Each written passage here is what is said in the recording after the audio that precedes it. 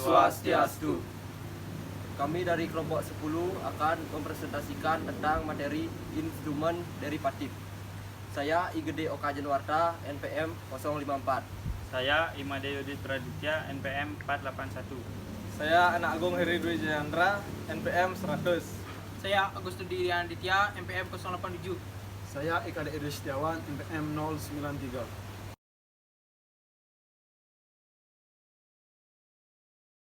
Tipe kontraopsi. Ada dua macam tipe kontraopsi. Kedua tipe ini adalah opsi beli dan opsi jual. 1. Opsi beli adalah suatu tipe kontrak yang memberikan hak kepada pembeli opsi untuk membeli dari penjual opsi sejumlah lembar saham tertentu pada harga tertentu dalam jangka waktu tertentu. 2. Opsi jual yaitu suatu tipe kontrak yang memberikan hak kepada pembeli opsi untuk menjual atau put kepada penjual opsi sejumlah lembar saham tertentu pada harga tertentu dalam jangka waktu tertentu. Call option. Opsi beli atau yang dikenal dengan istilah call option adalah suatu hak untuk membeli sebuah aset pada harga kesepakatan atau strike price dan dalam jangka waktu tertentu yang disepakati baik pada akhir masa jatuh tempo ataupun di antara tenggang waktu masa sebelum jatuh tempo. Pada opsi beli ini terdapat dua pihak, yaitu pembeli opsi beli dan penjual opsi beli.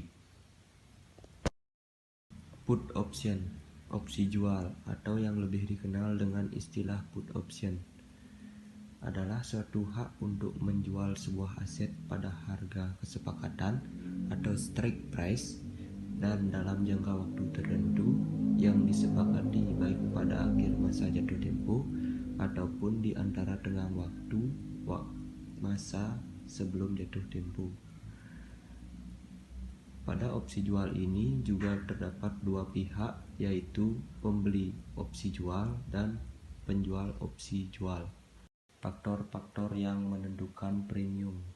1. Harga saham atau underlying aset saat ini. 2. Strike price dari kontrak option tersebut. 3. Berapa waktu tersisa hingga mencapai kadaluarsa atau jatuh tempo kontrak option tersebut. 4. Volatilitas, baik volatilitas historis maupun volatilitas tersirat. 5. Suku bunga. 6. Dividen saham. Manfaat opsi. 1. Manajemen risiko, yaitu pemodal yang memiliki put option atas suatu underlying aset dapat melakukan hedging melalui penundaan penjualan saham yang dimilikinya bila harga underlying asetnya turun drastis secara tiba-tiba. 2. Memberikan waktu yang fleksibel, yaitu untuk option tipe Amerika, maka pemegang call maupun put option dapat menentukan apakah akan melaksanakan haknya atau tidak hingga masa jatuh tempo berakhir. 3. Menyediakan sarana spekulasi, yaitu para pemodal dapat memperoleh keuntungan jika dapat memperkirakan harga naik dengan mempertimbangkan membeli call option, dan sebaliknya bila mempertimbangkan harga cenderung turun dapat mempertimbangkan untuk membeli put option.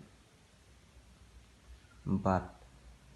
Leverage, yaitu secara potensial leverage memberikan hasil investasi yang lebih besar dibandingkan dengan bila menanamkan dananya pada saham. 5. Diversifikasi, yaitu dengan melakukan perdagangan option dapat memberikan kesepakatan kepada pemodal untuk melakukan diversifikasi portofolio untuk tujuan memperkecil risiko investasi portofolio. 6. Penambahan pendapatan, yaitu pemodal yang memiliki saham dapat memperoleh tambahan pemasukan selain dari dividen, yaitu dengan menerbitkan call option atas saham mereka. Kontrak spot. Kontrak spot adalah kontrak yang melibatkan pembelian atau penjualan komoditas, keamanan atau mata uang untuk pengiriman segera dan pembayaran pada tanggal spot, yang biasanya 2 hari kerja setelah tanggal perdagangan. Harga spot adalah harga saat ini dari aset yang dikutip untuk penyelesaian segera kontrak spot. Kontrak forward.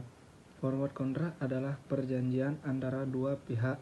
Salah satu pihak diwajibkan atau diharuskan menyerahkan sejumlah tertentu atau kontrak size dari aktiva tertentu atau deliverable item pada tanggal tertentu yang akan datang atau settlement date, dan pihak lainnya wajib membayar sesuai dengan jumlah tertentu yang disebut invoice amount yang dikenakan atas aktiva pada tanggal penyerahan.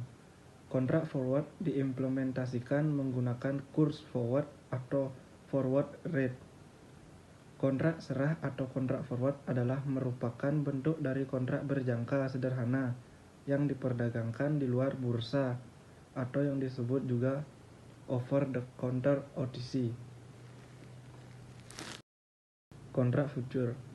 Kontrak future adalah suatu kontrak standar yang diperdagangkan pada bursa berjangka untuk membeli atau menjual aset acuan pada instrumen keuangan dalam suatu tanggal di masa akan datang dengan harga tertentu, di mana kontrak future adalah kontrak berjangka panjang yang bersifat mengikat atau memberi kewajiban kepada kedua belah pihak untuk membeli atau menjual underlying aset atau aset acuan tertentu. Tipe hedging. Tipe-tipe hedging diantaranya adalah sebagai berikut. Yang pertama yaitu ada perusahaan ekspor-impor berupaya melindungi diri dari perubahan nilai tukar dengan pembeli kontrak futures atau forward atas suatu mata uang versus mata uang lain.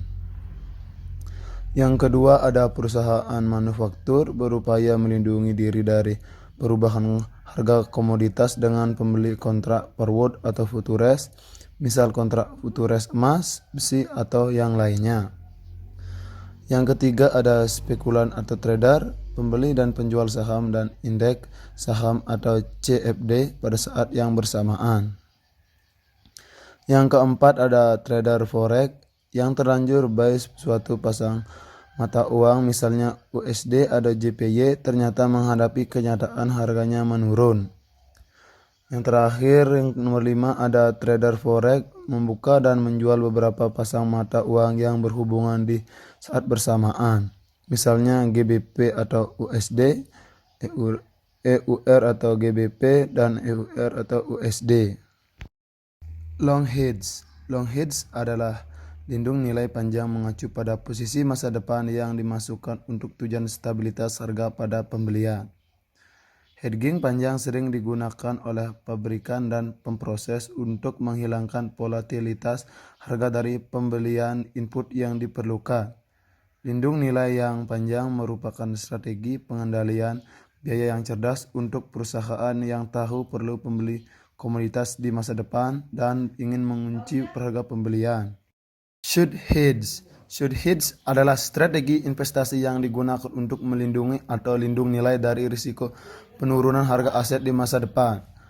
Perusahaan biasanya menggunakan strategi untuk mengurangi risiko pada aset yang mereka hasilkan atau jual. Lindung nilai pendek melibatkan menyingkat aset atau menggunakan kontrak derivatif yang lindung nilai terhadap potensi kerugian dalam investasi yang dimiliki dengan menjual pada harga tertentu. Baik, di sini saya akan menjelaskan tentang manfaat futures. Futures sebagai lindung nilai. Manfaat utama yang diberikan kontrak futures adalah untuk melindungi nilai atau hedging aset yang dijadikan patokan dari ancaman risiko ketidakpastian perubahan harga di masa depan. Pihak yang melakukan transaksi dalam kontrak futures untuk tujuan lindung nilai atau hedging disebut sebagai para trader.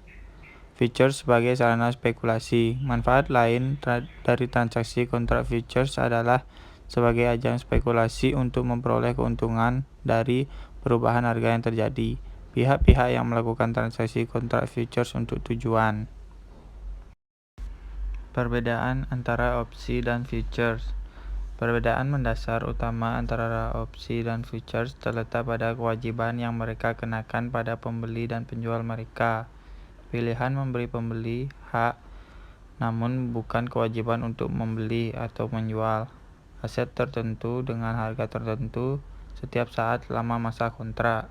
Perbedaan utama lainnya antara opsi dan futures adalah ukuran posisi yang mendasarinya. Umumnya, posisi yang mendasarinya jauh lebih besar untuk kontrak futures dan kewajiban untuk membeli atau menjual sejumlah tertentu pada harga tertentu membuat futures lebih berisiko bagi investor yang belum berpengalaman.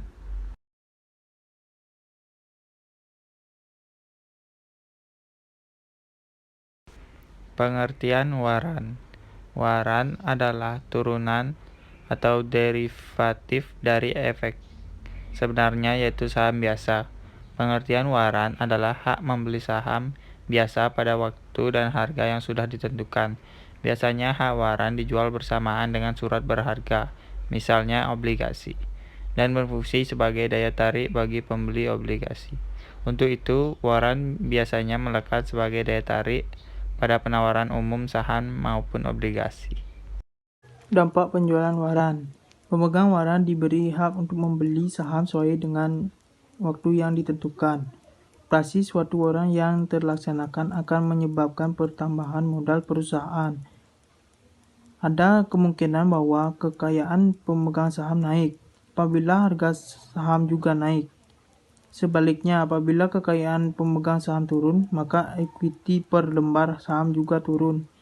Menurut standar akuntansi keuangan, apabila suatu waran yang diberikan sudah dijual harus dilaporkan dalam laporan keuangan. Jadi, emiten harus menggunakan disclosure seperti halnya opsi. Pembeli waran tidak mempunyai hak suara maupun dividen kecuali jika waran dilaksanakan. Apabila dilakukan split saham, maka harga saham dalam hak waran disesuaikan. Konversi. Konversi adalah perubahan dari suatu hal awal menjadi hal baru. Perubahan atau konversi tersebut sering diucapkan oleh masyarakat, tapi kebanyakan mereka kurang paham apa yang dimaksud dengan kata konversi. Jika dalam dunia perbankan, kata konversi memiliki arti sebagai perubahan bentuk hukum pada sebuah bank atau lembaga keuangan menjadi bentuk dalam hukum lainnya. Perbedaan waran dan konversi. Meskipun waran dan obligasi konversi nampak mirip dari segi penyediaan kesempatan bagi pemegang obligasi untuk ikut menikmati capital gain, namun ada perbedaan utama antara keduanya. Pertama, jika obligasi konversi diubah menjadi saham, hutang perusahaan dihilangkan dan biaya bunga berkurang. Sedangkan saat waran ditukar menjadi sejumlah saham, hutang dan biaya bunga tidak berubah. Kedua, jika obligasi konversi ditukar dengan saham, tidak ada dana baru yang masuk ke perusahaan. Yang terjadi hanya sekedar perubahan status dari hutang menjadi modal sendiri. Sedangkan saat waran ditukar dengan sejumlah saham, ada dana baru yang masuk ke perusahaan. Baik, sekian presentasi dari kelompok kami. Jika ada kesalahan kata, kami mohon maaf sebesar-besarnya. Kami tutup dengan Paramo Santi. Om Santi Santi Santi Om.